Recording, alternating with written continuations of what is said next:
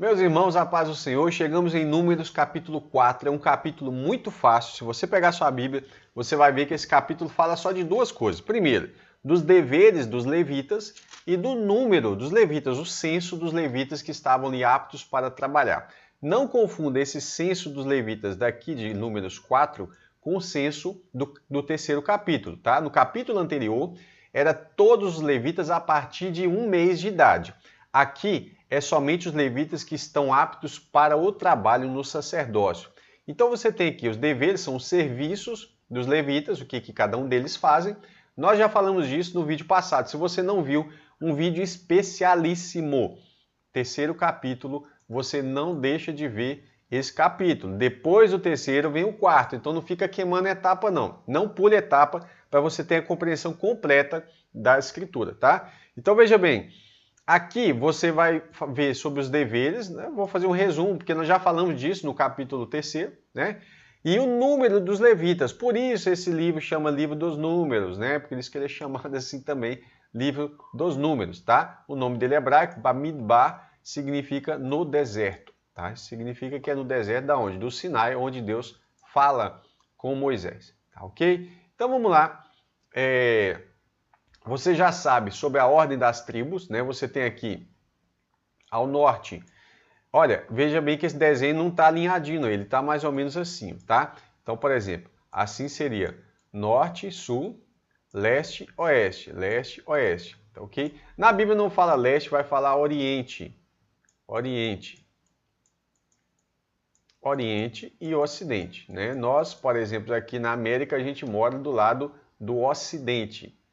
Então, ocidente.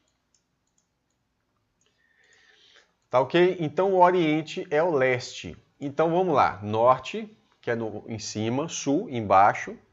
Leste, do lado direito, vai ser onde nasce o sol, tá? Então, é pelo sol que você se orienta, por isso tem essa expressão oriente. Você se orienta pelo lado que o sol nasce, tá ok? Então, o leste vai ser o lado do oriente. Então, quer dizer, quando o sol nascia, olha que coisa linda, as primícias dos raios solares iluminavam lá dentro do tabernáculo. Que legal? Não é legal isso? Que coisa linda, maravilhosa. E atrás, né, no ocidente, ficavam ali as tribos relacionadas a José, o primogênito de Raquel, né? E aí você tem os dois filhos de José, Efraim e Manassés, e o irmão de José, Benjamim, tá? Isso tudo tem importância maravilhosa da localização dessas tribos aqui. Vamos lá. Então você tem as três tribos aqui do norte, Dan, Aser e Naftali, as tribos do sul, Ruben, Simeão e Gade, ao leste, Judá, Issacar e Zebulon, e a oeste, que é o ocidente, você tem Efraim, Manassés e Benjamim. Olha, o ocidente fala muito, tem uma relação com os gentios, por isso o Efraim está desse lado, mas deixa isso aí para lá. Vamos lá. Ó, depois a gente fala sobre isso. Aqui nós temos os levitas ficavam acampados em volta, tá? Você está vendo aqui na frente do tabernáculo, que é ao leste, ficava Moisés e Arão, quando eles estavam vivos, né? Então Arão representa o sumo sacerdote. Então ficava aqui o sumo sacerdote e os sacerdotes, ok? Os sacerdotes eram descendentes dos coatitas, mas não é todos os coatitas que eram sacerdotes, só mesmo os da casa de Arão. Você vai ver isso no capítulo anterior, que eu falei para você ver, e você fica querendo comer etapa, né? Pulando etapa aí. Volta no terceiro capítulo de Números, que é importantíssimo. Então vamos lá. Os coatitas não são, todos aqui são levitas, os meraritas, gersonitas e coatitas, ok? Mas não todos os levitas são sacerdotes, somente aqueles que são, né, da casa de Arão.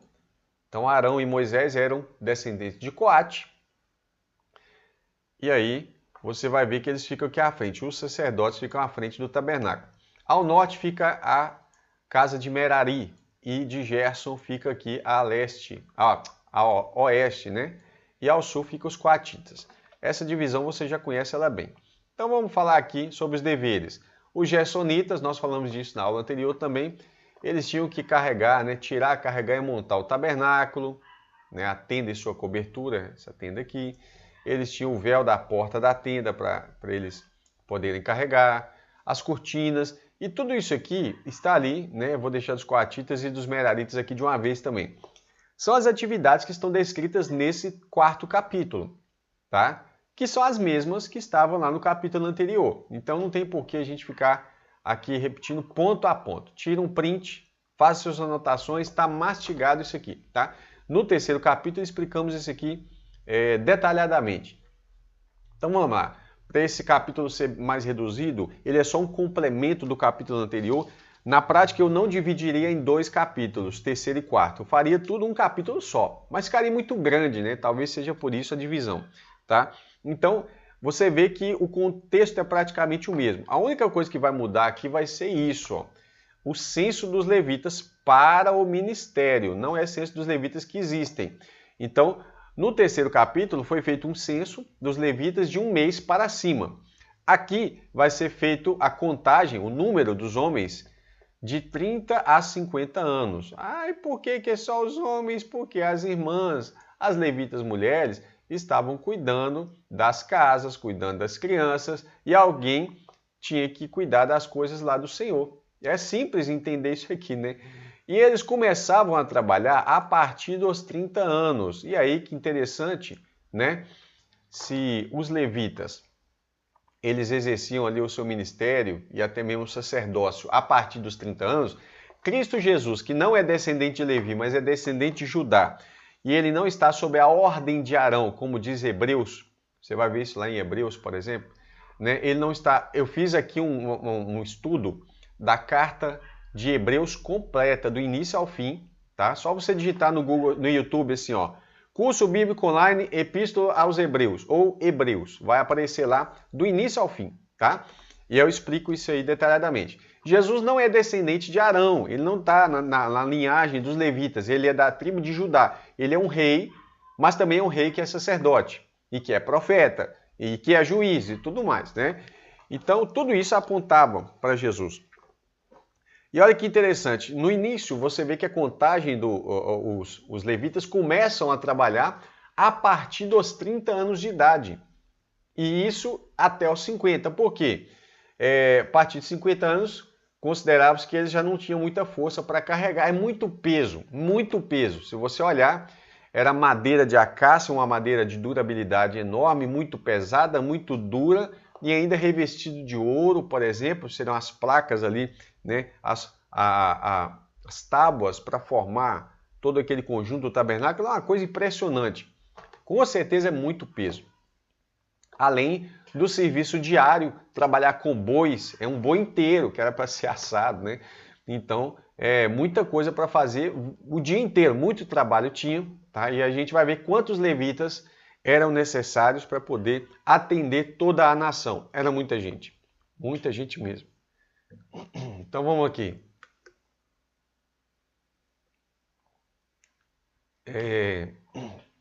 A partir dos 30 anos a 50, né?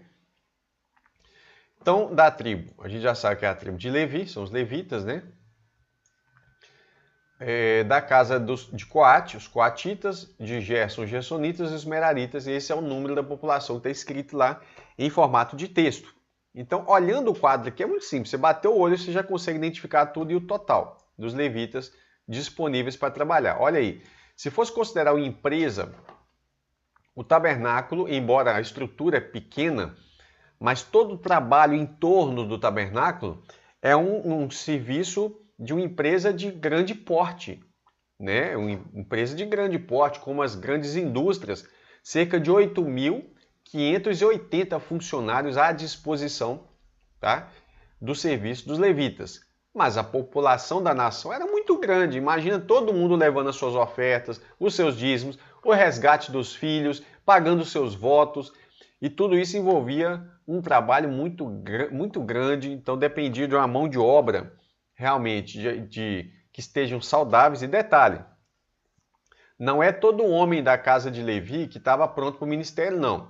São homens de 30 a 50 anos que estejam saudáveis para poder executar a tarefa, tá? Então, você vê que o total aqui na contagem deu 8.580 cabeças, que é assim que é contado, né? São contados por cabeça, pessoas. E aí é muito trabalho. Não precisa pensar que serviço de levita era fácil, não. Eu acho até graça, pessoal, hoje. Eu sou levita, né? é levita, mas se for, por exemplo, limpar o salão da igreja, já chora, já reclama. Mas o serviço dos levitas era um serviço, às vezes, duro, pesado, né? Cansativo e, às vezes, até nojento, de certo ponto de vista, né?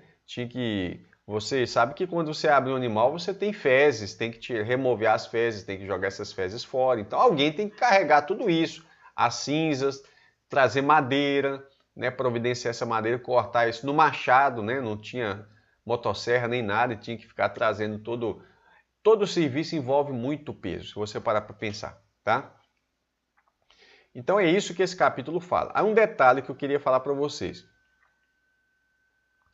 O que usar tem a ver com esse capítulo, tá? Tem muita coisa a ver com a Arca da Aliança e usar.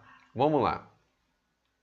Números 4, do 4 a 14, vai falar sobre os sacerdotes. Os sacerdotes deveriam cobrir todos os objetos sagrados antes de serem vistos pelos levitas. Então, os levitas não eram para ver os objetos e nem era para tocar neles, tá?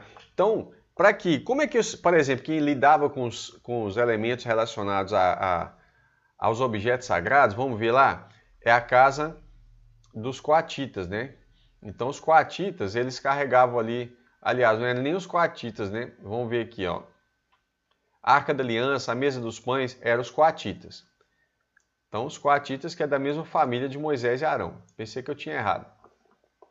Então, o candelabro, tudo isso aqui. Só que os coatitas não poderiam ter acesso lá dentro na tenda. Tá? Quem poderia ter é só mesmo os coatitas que eram descendentes de Arão, da família de Arão, que esses são os sacerdotes. Então, como que os coatitas vão carregar esses objetos sem ver e sem tocar? E aí que está o ponto. O que acontece? Os sacerdotes devem cobrir todos os objetos sagrados antes de serem vistos pelos levitas. E aí esses levitas, que são os coatitas, entrariam e carregariam esses objetos, tampados, ok? Aqui nós vamos pegar um trechinho desse pedaço aqui depois, vai falar assim, o Senhor disse a Moisés e a Arão, não deixem que a tribo das famílias dos coatitas, tá, seja eliminada do meio dos levitas. Como assim? Aí ele fala, para que eles fiquem vivos e não morram, quando se aproximarem das coisas santíssimas. Então aqueles objetos eram santíssimos. Se eles se aproximarem deles e eles estiverem abertos ou eles tocarem, eles vão morrer. Então é dever de quem? De Moisés e de Arão, dos sumos sacerdotes, né? Vamos falar assim, é o singular, sumo sacerdote, que era no caso aqui Arão. E Moisés aqui como instrutor e legislador, ele tinha que instruir os levitas. Por isso que Deus fala isso. Não deixe que a tribo das famílias dos coatitas seja eliminada do meio dos levitas, para que eles fiquem vivos e não morram quando se aproximarem das coisas santíssimas. Façam o seguinte, Arão e seus filhos, ou seja, Arão, o sumo sacerdote e os sacerdotes, entrarão e lhes designarão a cada um o seu serviço e a sua carga. Então eles vão falar o seguinte, ó, você vai carregar isso, você vai carregar aquilo. Os levitas foram dados a Arão. Arão tinha eles à disposição, ok? Eles eram para servir os sacerdotes. Então eles vão designar, você vai fazer isso, isso e isso. Os coatitas não entrarão, nem por um instante. Eles não podem entrar lá dentro para ver as coisas santas, para que não morram. Então, não deixa eles serem eliminados. Então, isso aqui, ó, dever da liderança, instruir corretamente. Ah, mas e a boa intenção? Ele só quer... Não, a boa intenção não serve quando se trata de coisas santíssimas e de coisas santas. Então não é só a boa intenção. Primeiramente é a boa instrução, para que evita que eles viessem a morrer. Tá bom? Entenda isso. Quando Arão, aí ó, verso 15. Quando Arão e seus filhos tiverem acabado de cobrir o santuário e todos os móveis dele, e o arraial estiver pronto para partir, os filhos de Coate virão para levá-lo, mas não tocarão nas coisas santas, para que não morram. Essa instrução foi inicial, isso foi antes deles carregarem a primeira vez. Então Deus está sendo muito claro. São essas as coisas da tenda de encontro que os filhos de Coate devem levar. Aí tem aquela lista que eu falei. Então entenda bem, nós estamos tratando com homens que para começar o ministério seria a partir de 30 anos de idade. Eles estudariam a lei de Deus desde cerca de 5 anos de idade até 30 anos. eles estão ali cientes de que eles jamais podem procurar entrar na tenda para ver ou tocar em qualquer objeto. Não poderiam tocar em qualquer objeto, senão eles iriam morrer. Eles já estão cientes disso. Não são crianças, não são adolescentes e nem jovens audaciosos. São homens formados. Ou seja, para tratar das coisas de Deus, tem que ser pessoas que já vão assumir responsabilidades. Ok? Então, em cima de uma responsabilidade, tem autoridade? Sim. Em cima de responsabilidade também tem o juízo. Tá? Então, é necessário saber disso. Então, vamos lá, vamos continuar. Aí, nós vemos a Arca da Aliança que tinha sido tomada, né, pelos filisteus. E agora, Davi está resgatando a Arca da Aliança. Segundo livro de Samuel, 6, versos 3 ao 7.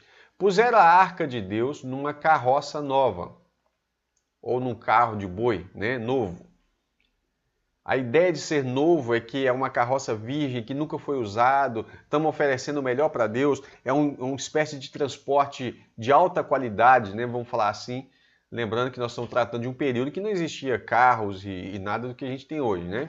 Então você tinha um carro de boi aí, você tem a carroça nova, e levaram essa arca de Deus da casa de Abinadab, que ficava numa colina. Uzá e Aiô, filhos de Abinadab, conduziam aquela carroça. Levaram a carroça com a arca de Deus da casa de Abinadab, que ficava na colina, e Aiô ia diante da arca, ele ia na frente. Davi e toda a casa de Israel se alegravam diante do Senhor. Estava tendo uma festa, eles estão resgatando a Arca da Aliança. A ideia é essa. Com todo tipo de instrumentos de madeira, de faia, de harpas, lira, tamborins, pandeiros e símbolos. Então eles iam cantando, fazendo a festa. Está feliz? Louve ao Senhor. Quando chegar a ira de Nacon, Uzá estendeu a mão para segurar a Arca de Deus, porque os bois tropeçaram. Então a ira do Senhor se acendeu contra Uzá. Olha aí o que ele fez aqui, ó. Estendeu a mão para segurar a arca. Uzá jamais poderia tocar na arca. Tá? A ira do Senhor se acendeu contra Uzá e Deus o feriu ali por esta irreverência. Então houve uma irreverência. Por mais que você fale assim, mas houve uma boa intenção, como eu falei, né? Quando se trata de coisas santíssimas, nem tudo se resolve apenas com boa intenção. Acima da intenção, você tem ali a reverência ao Senhor. Você está tocando. A Arca da Aliança representa o trono de Deus. Para quem tem consciência do que se trata, para quem tem estudado isso a vida inteira, sabe que não pode tocar, aconteceu que Aiô morreu. Ele morreu, porque ele tocou na arca. E aí Davi ficou muito triste, tá? Davi ficou muito triste com a situação. Porém, Davi é um rei. A Bíblia fala que o rei ele tem que ter na sua cabeceira uma cópia da lei do Senhor para que ele medite. Né? Davi também certamente deveria saber desse detalhe, mas aqui ele não sabia. Vamos dizer que Davi não sabia, eu vou explicar por quê. Tá? Ou talvez tinha se esquecido. Mas ele não poderia carregar essa arca do jeito que foi feito. Vamos lá. Deuteronômio 10:8. Por esse mesmo tempo, o Senhor separou a tribo de Levi para levar a Arca da Aliança. Ok, a gente sabe. Quem vai levar os levitas? Ok. Para estar diante do Senhor, para o servir, para abençoar o seu nome até o dia de hoje. Deuteronômio 31:9. Então, primeiro ponto, quem carrega é a tribo de Levi. Tá ok. Moisés escreveu esta lei e entregou aos sacerdotes, filhos de Levi, que levavam a Arca da Aliança. Então, você tem aqui, a Arca da Aliança tem que ser levada pelos levitas. Só que a pergunta é o seguinte, os levitas que estavam levando? Não. Quem estava carregando a Arca da Aliança eram bois, estava na carroça. Tá? Então, olha aí, ó, conduziam aquela carroça. Então, eles não estão levando essa Arca da Aliança da forma correta. Não é só... Antes da intenção, você tem aqui... A intenção é boa, carroça nova, olha que legal. Mas não é para carregar em carroça. E a gente vai entender isso agora. Então ele disse, ninguém pode levar a Arca de Deus, a não ser os levitas, porque o Senhor os escolheu para levarem a arca do Senhor e o servirem para sempre. Quando você vê esse para sempre, irmãos, no Antigo Testamento, você precisa tomar cuidado com isso, porque algumas pessoas pegam algumas palavras assim, para sempre, perpetuamente, né? E essas expressões, ou eternamente ali, dependendo do contexto delas, ela tem uma ligação com o seguinte: é para sempre enquanto durar essa aliança, tá? Então você vê que, por exemplo, não é os levitas que exercem a função sacerdotal hoje, é a igreja. Judeus convertidos e gentios convertidos são os reis e sacerdotes de Deus e de Cristo, tá? Vamos lá. Quando os que levaram a arca do Senhor tinham dado 6 passos, Davi sacrificava um boi e um animal gordo. Aqui Davi já está agora fazendo o transporte da maneira certa. Ok, mas como que é a maneira certa? É isso aqui, ó. Mas aos filhos de Coate não deu nada, porque o cargo deles estava o santuário, que deviam levar nos ombros. Olha aí, ó. É isso aqui que deu errado. Foram levar num carro de boi, né? A Arca da Aliança, deixa eu ver se eu tenho uma aqui pertinho. Eu tenho uma Arca da Aliança aqui, só que não está aqui perto, né? Vou achar aqui.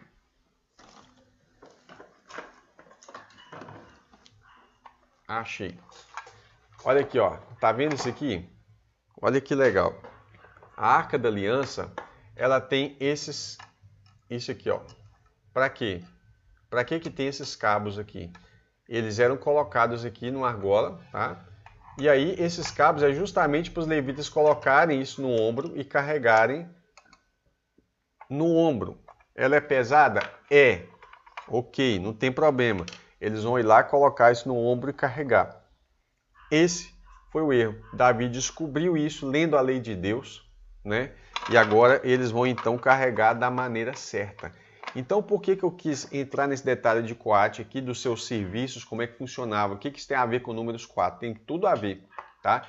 Porque aqui fala do serviço dos levitas, né, e a contagem dos levitas, a responsabilidade que eles assumiam.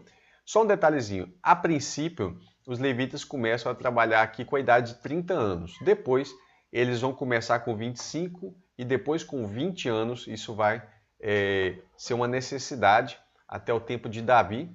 Você vai ver isso acontecendo, tá? Mas vamos deixar isso aqui claro. A responsabilidade deles era muito grande, tá? Muito grande. Você vê o que aconteceu com o Zaque, por exemplo, né? E você vê que eles deveriam fazer as coisas do jeito certo. Fazer errado, carregar em carro de boi, mas é um carro de boi novo. Não é para carregar. Deus quer que carreguemos nos ombros, né? Falando assim do ponto de vista dos levitas, né? Carregar nos ombros, tá? E aí você vê mais um capítulo pequeno, fácil, eu acho esse capítulo fácil e importante para nós, tá bom? Então, nós falamos aqui do Números 4, ali ó, tá errado, né? Números 4, o serviço e o censo dos levitas para o ministério. Espero que você tenha gostado dessa breve explicação. Que Deus te abençoe e até o próximo estudo, se Deus quiser.